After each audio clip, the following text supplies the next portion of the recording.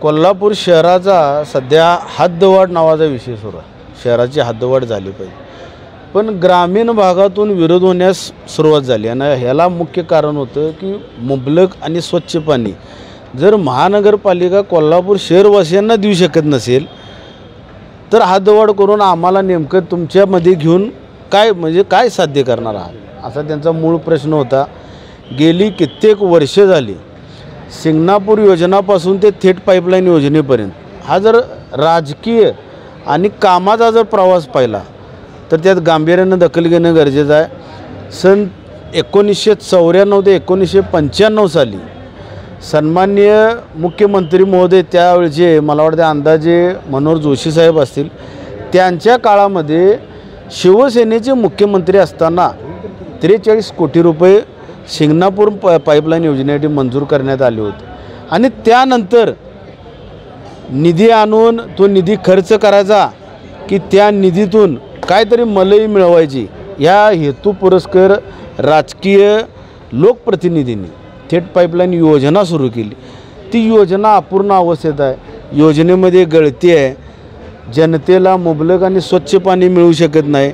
Motor pump बंद झाला कधी सांगतात, कधी पाणी टाकी लिकेज झाली म्हणून सांगतात, कधी पाईपलाईन लिकेज झाली म्हणून सांगतात, तर कधी सक्षम अधिकारी तिथं नाही म्हणून सांगतात. मग ह्या योजनेच्या अंतर्गत ज्यांनी योजना आणली, ज्यांनी निधी खर्च केला, याला जबाबदार लोकप्रतिनिधी आहेत की महानगरपालिकेचे अधिकारी. यासाठी आज शिवसेना पक्षाच्या वतीनं आमची बैठक होती. आम्हाला त्यांनी 15 मार्चपर्यंत 12 पाण्याच्या टाक्या सुरळीतपणे आम्ही सुरू करून देऊ.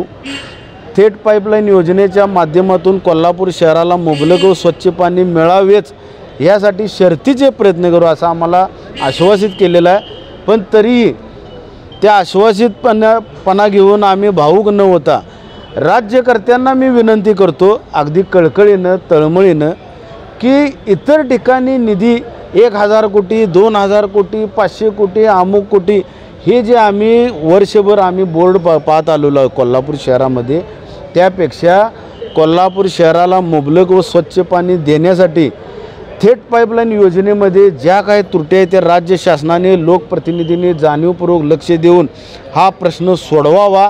अन्यथा महानगरपालिकेच्या विरोधात व राज्यकर्त्यांच्या विरोधात देखील आम्ही कोर्टामध्ये जाऊन दावा दाखल करू. यातील जबाबदार व्यक्ती कोण? लोकप्रतिनिधी, सध्याचे लोकप्रतिनिधी, राज्य मंत्रिमंडळ की महानगरपालिकेचे अधिकारी? यातील आम्हाला उत्तर सन्मान्य कोर्टच देईल असं आम्हाला खात्री वाटते. 15 मार्चच्या आत आम्ही सुरळीत करून देतो असं त्यांनी आश्वासित केलेलं आहे, पण माझा याच्यावर विश्वास नाही. आजच्या बैठकीमध्ये फक्त तडजोड बैठक. तडजोड म्हणजे कसली? आम्हाला काहीतरी आश्वासन द्यायचं आणि पुढे ढकलायचं, चालढकल करण्याची आजची बैठक झाली असं मला वाटते. जर थेट पाईपलाईनचं काम जर सुरळीतपणे पूर्ण केलं नाही तर लोकप्रतिनिधींच्या दारामध्ये जाण्याशिवाय आम्हाला आता गत्यंतर राहणार नाही. पक्षाच्या वतीनं आम्ही याला जे कोण जबाबदार असतील कोणत्याही पक्षाची, एका विशिष्ट पक्षाचे नव्हे, गेल्या 10 वर्षापासून ते आत्ताच्या क्षणापर्यंत जे लोकप्रतिनिधी त्या प्रत्येक लोकप्रतिनिधीच्या दारात जाऊन आम्ही घंटानाद करू.